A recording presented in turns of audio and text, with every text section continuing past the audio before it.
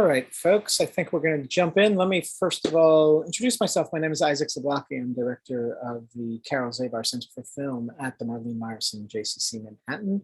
We're excited to keep our programs going virtually and in person. We have reopened our theaters. We've had really some beautiful screenings there. I recommend everyone who can to come back and try the experience again. It's definitely worth it, and you'll remember how much you missed it.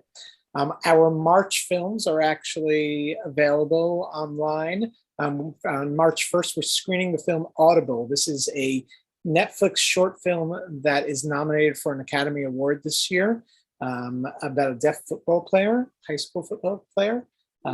So please join us for that. It's kind of as a prelude, first of all, to support films made about people with disabilities, but also a prelude to our ReelAbilities Film Festival, which is coming up April 7th till the 13th. This is, of course, our annual Disability Film Festival that's run right out of the JCC. On March 9th, we are screening another Netflix film, Tick, Tick, Boom, the Lin-Manuel Miranda film. That's also got some Oscar nominations. You might have seen it on Netflix, but better to see this one on the big screen. So please join us for that.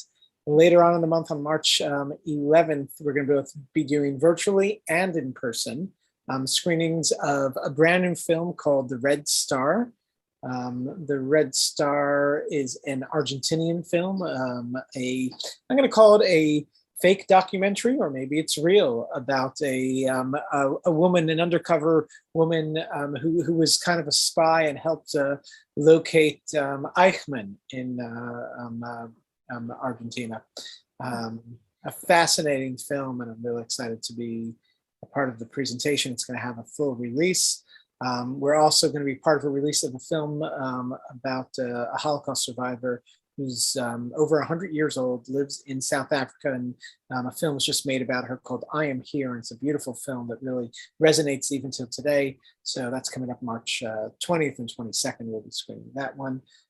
And much more to come, so please be sure to check on our email list weekly. And now over to tonight's film.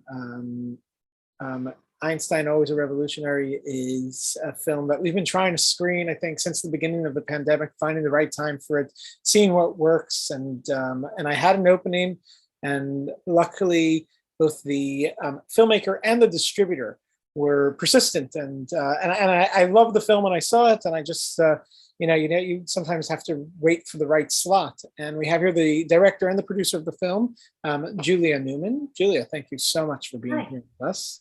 Yes. Folks, if you have questions, please put them in the chat, and we will call on you and open your microphone so you could ask them live. We'd love to hear them. If you have any mathematical equations that you're trying to solve, we'll try to jump into that one too. No, don't ask those. I do also really want to acknowledge the distributors of this film, First Run Features, and I think this week especially, I think we're still very close to less than a month. We're into the 30 days since Seymour Wishman, who was the longtime distributor that established First Run Features. We have screened so many of their films over the years. I mean, countless films, and they have done so much amazing work with our community and have impacted us in so many ways. And Seymour Wishman, unfortunately, passed away at the age of 79. So I do want to acknowledge that and take a moment to remember his amazing work. And I think this makes this event even more timely. So I want to start, Julia, by asking you a few questions just in general, and then we'll dive in a little deeper. So why did you want to make this film? Where did it all come from? It actually all came from the first film I made. It's called Into the Fire, American Women in the Spanish Civil War. The Spanish Civil War aftermath roiled around my earliest memories. My parents were very much on the left, and the boiling pot that was Brooklyn and New York in the 30s and of course the 40s. And so as I was making this film, I found Einstein material. I had thought, like I guess everybody who's not an Einstein scholar thinks of Einstein as someone who was just concerned with the things that he loves, physics, mathematics, the universe, and not the little people on the ground, as Martha Gellhorn coined that phrase, the people on the ground, in the Spanish Civil War. And I found this little article buried in the middle of the New York Times, very buried. And the headline was, Einstein says the democracy should be ashamed of themselves for throwing Spain to the wolves. And I never thought of him as being political particularly. And that just notched itself in my mind and became my second film, which is this film. It was a fabulous, fascinating trail to follow him. And I loved every minute of the 12 years of it, because that's how long it took to make the film. I was wondering, I mean, it's a huge topic. Where do you start? How do you begin to focus on a character like Einstein? I guess I was going to say you start small, but once you get into any of the material about him, it's this huge sort of field of dreams that opens itself out before you. And the reason that something like this takes so long is that material keeps rising to the surface. It's been buried for years, and somehow some scholar presses into something that brings stuff to the surface that had never been known before. And I traveled to Berlin to interview Jürgen Rehn and Barbara Piest. I interviewed Susan Neiman. She was actually in this country lecturing. But you go everywhere you have to go. The hardest part for documentarians, and I'm sure you've heard this 1,000 times, is finding the money to do it. Because it's very expensive to make a film like this. Though a topic that, as we can see, I can tell you that we had, really nice box office numbers this week with this film. People really, obviously, I mean, Einstein is kind of like a less controversial character, even though you probably showed his more controversial side in this film. And is a film that kind of is a character that so many people would just find so interesting. I mean, I could have let this film go on and on. It sounds like everything that came out of his mouth were like these just amazing pearls. Yeah. How do you edit something like that? How do you decide what's going in and what's not? What needs to go in finally presents itself in such a way that you can't deny it. It's structuring a film like this that takes a lot of thinking, a lot of doing, a lot of trial and error. My co-producer and editor is a wonder. His name is Gary Sharfin, and we work together. We've worked together now for over 20 years. As it turns out, when I was making my Spanish Civil War film, I was introduced to Gary at a videotape facility, because I produced television commercials. That's how I made my living for a lot of years. And I was introduced to Gary by somebody who knew that his aunt, his great aunt, his favorite relative, had been a nurse in the Spanish Civil War. So she became a character in that film that I was to make. So, but I can't imagine doing films without Gary. So it's one of those partnerships where we're very aligned. Takes a lot of time, as I said, a lot of trial and error. But finally, after a lot of work, you come to it. you finally feel what works, and it's very visceral. I'm sure just had to let go of a lot of amazing pearls that maybe a longer version of it will be available someday. No. I think it found its length. No, in this case, a longer version, I don't think would have just sort of drawn it out, and it needed to be punchy. So you found your real focus, which I think is there from the beginning of the film, which is his work as really, I'd say his social awareness. It's less focused on his scientific work and more focused on his, once again, revolutionary and ahead of his time work with civil rights related work. How did you plan and structure that out? As we found, and I'm the one who, of course, does all the research and the interviewing and gathering of material. But as each thing presented itself, you just put it in a sort of in a pot, and you look for the other things that will make that topic complete. It's a friend of my aunt's knew the man who Einstein had helped get out of Germany as a boy, Herb Freeman. Nobody had interviewed him before, but because my Aunt Jeannie's friend knew his family, I was directed to him.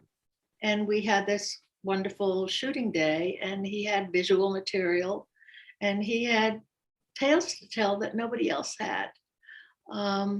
So there's a huge element of luck in all this. Wow.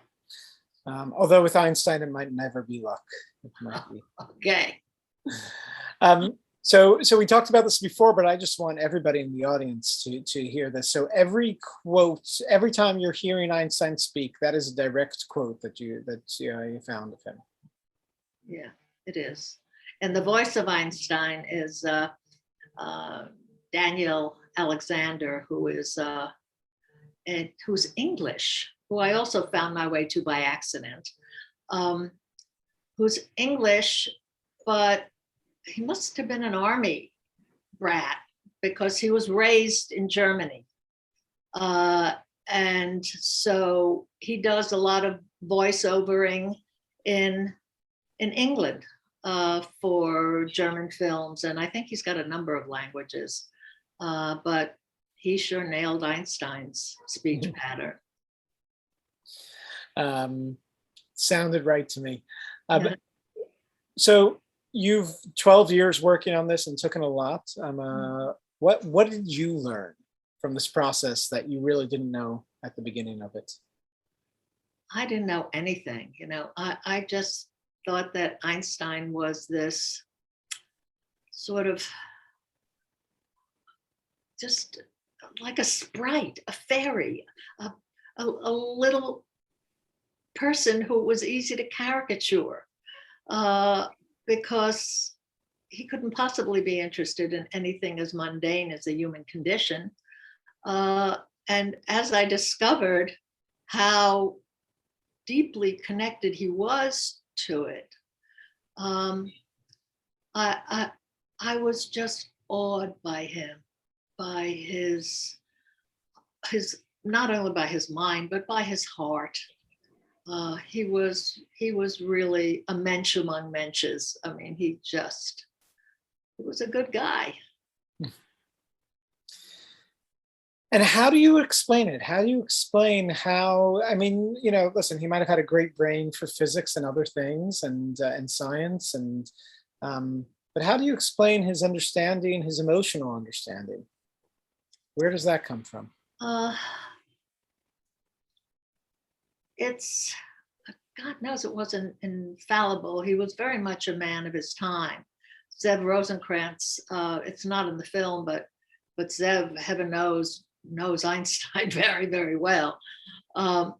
He called Einstein a man of the 19th century, that his taste in music, his taste in theater, his taste in literature was very much in many aspects of another time. And it was his very loving, permissive parents, that kind of family life. He was, and he was browbeaten when he was a kid. I mean, he was the only Jewish child in a Catholic school that his parents sent him to because it was the best school around. And he said he got beat up every day by other kids in school. And I think it taught him a lot of humility, and it also made for a low simmering kind of anger at injustice. That was the best I could come to. But he was extraordinary. He was a genius. No two ways about it. Amazing. And really, especially at the end of the film, when you bring together all those quotes of him relating to kind of our all the politics that we deal with today, it seemed that he was right aligned with with certain sides of the political arena here. Yeah, there was a kind of live and let live about him. He didn't judge other people. It wasn't interesting to him, and that made for a lot of his sweetness, I think. Amazing. What's next for you? Can I ask you that? Oh, I don't know. I don't quite know if I have another 12 years of filmmaking in me, but this film is being shown in any number of places, including by a foundation, the Sousa Mendes Foundation, which is about keeping the story of the Holocaust alive. Yeah. And they're going to be showing it with a long sort of panel conference afterward in April. So between that and the fact that the Spanish Civil War film was re-released years after it had first been released, in the years of Trump, somehow that film, which shows where Germany and Europe is going in the 30s, because that's what it's about, that Spanish Civil War. It became very relevant under the last administration, and I'm doing viewings and Q&As with that film too. So that's really falls into the category of you can't predict the future. Though Einstein did, what would he be saying today? He'd be saying "oy vey" a lot. As a matter of fact, it's not in the film, but his amanuensis, his secretary, when she went upstairs to tell him that the bomb had been dropped on Hiroshima, his response was "oy vey," which of course is Yiddish for "oh whoa."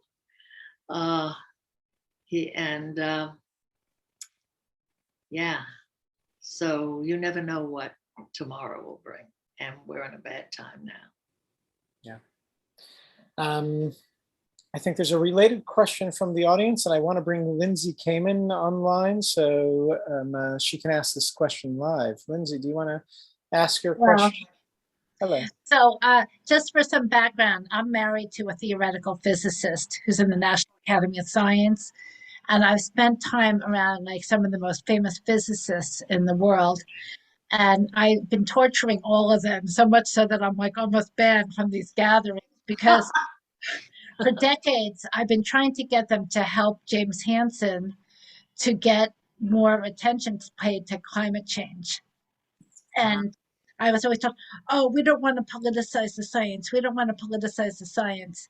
And now, I mean, I'm like definitely like so much less intelligent than all these people, but now it's starting to really come into focus how serious the issue is. And I just wonder that the reason I was interested in this film is because I wonder if he would have said that too, or if he would have been smart enough to know about the precautionary principle. I really am very wary of putting words into Einstein's mouth or thoughts into Einstein's mind, but I can't believe that he wouldn't have spoken out. I mean, because these other physicists aren't. Because in general, there's very, very, very few who are, even as things, I don't know, even today, they're still not speaking out. Yeah. Well, Einstein did pick. Oh, Julia, you went to mute. oh, you're on mute, yeah. Yeah, oh, sorry. As I said, Einstein did pick his battles, but I can't believe he would not have gone on record about this. He would have cared about this, I think. But don't quote me. Next up, we have a question from Jean Aaron. Jean, you're on the line. And folks, if you have any questions, please put them in the chat and we can call on you too. Hi, Jean. Hi. Wondering, did he ever meet Muhammad Ali, or was Ali later on? Ali was later on. Okay. Yeah, Einstein died in 1955. Oh, okay. Right. And one other question. I was intrigued with the Science Institute post-World War II that tried to lure Einstein back, or part of their academy or whatever. And I just wondered if there was any follow-up on any of those scientists in terms of understanding of what he was talking about, or acknowledging his objection to being a part of their institute. It's not on any written record that I could ever find. I mean, he, as Jürgen Wren says, it's very easy to understand how he felt, and he shut that door very definitively. He just didn't want anything to do with anything German. And he was very German. I mean, he lived in German. Everybody around him in his household spoke German. He was pretty difficult to understand often when he spoke in English. And if I had used more footage of him speaking behind a microphone, I would have had to title him, or you wouldn't have understood some of what he said. Thank you. It's interesting that I had shared with you before, and I'll share this in the chat too, that just this week, there was an article in Popular Science about Einstein, and how there's a new most precise atomic clock ever that's proving his theories right once again. Right. So it made me, as I reviewed this film, it made me kind of trust absolutely everything he says, and he should really have his own religion. So speaking of religion, of course, I think your film does emphasize Judaism a lot, but I know the popular question is his belief in God, and how do you define him? Where would he fit in today's world? Would he be? Well, it's the way he defines himself, and whenever he was asked that question, do you believe in God, he would invoke some version of the same as Rabbi Paley. By the way, Rabbi Paley is a physicist too. He describes being a believer in Spinoza's God. Everything you see around you is an aspect of God.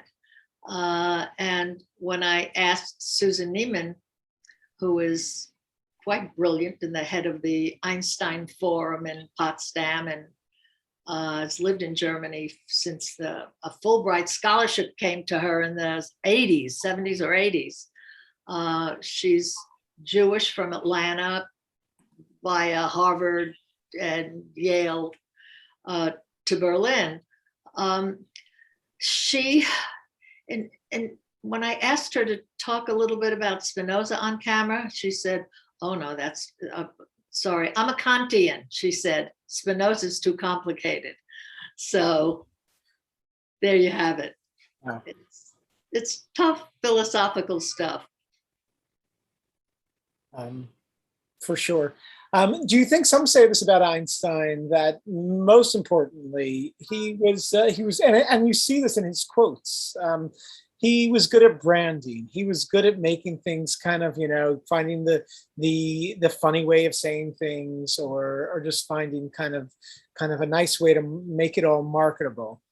Is that something that you found was true beyond whatever other brilliance was there? Well, I think he had no sense of making it marketable. And heaven knows I know about that, considering there was 20 plus years in advertising when I produced all those television commercials. He was just himself, and he didn't know how to not be himself. And pretense was something that he really wasn't capable of. I think he would, if he found himself in a situation where things were pompous, he would just fall silent and, keep checking his wristwatch to see when he could get the heck out of there. He picked his surroundings very, very carefully. So my last question is, if the audience wants more, what's the great resource to find more from Einstein? God, there are so many books about Einstein. You could drown in them. Were there some that struck you more than others, or one that really led you? Yeah, God, I can't remember. I have it in my bookcase behind me. You don't want me to get up and find it. but there are, I know, I should say this. Oh, I like this. But I will. Yeah. I just found Walter Isaacson's treatment of Einstein very unsatisfying. I couldn't even bring myself to finish the book. And it was titled Einstein. And I had just started working on the film. I don't know quite why, but there was a kind of lack of depth and substance, despite the fact that it's a volume. But it's actually more important is those what not to read about Einstein. That's good.